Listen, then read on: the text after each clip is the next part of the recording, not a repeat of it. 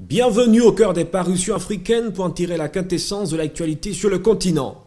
Après sa démission vendredi, Michel Djotodia est retourné en exil au Bénin, comme l'écrit le quotidien béninois Le Matinal sur son site. Il a été accueilli samedi à l'aéroport international Bernardin Ganti de Cotonou par le ministre des Affaires étrangères béninois, Nassirou Bako Arifari. Pour le chef de la diplomatie béninoise, il s'agit de la contribution du Bénin au processus de paix enclenché en Centrafrique.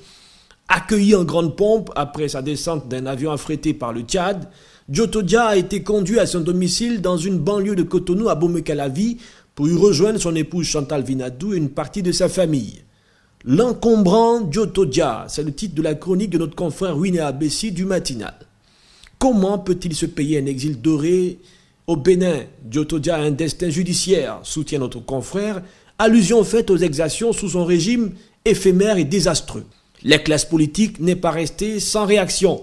Le député Candide Azanaï, en rupture de banc avec la mouvance présidentielle, annonce qu'il va interpeller le gouvernement béninois ce mardi pour des explications sur le retour de Djotodia au Bénin.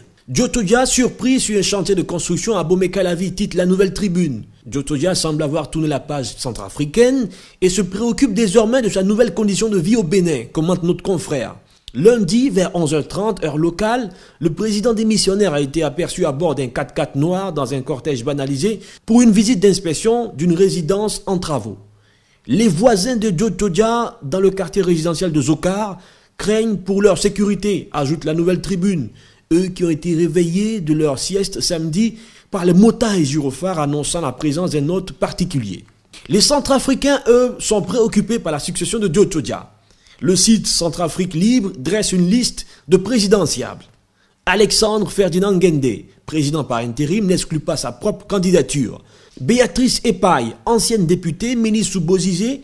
Le pasteur Josué Binois, ancien ministre de la Sécurité de Bozizé. Les anciens ministres d'Emma Fout et Désiré Kolingba, présentés comme les poulains de Déby. Et l'ancien ministre d'État et chef rebelle Mohamed Dafan.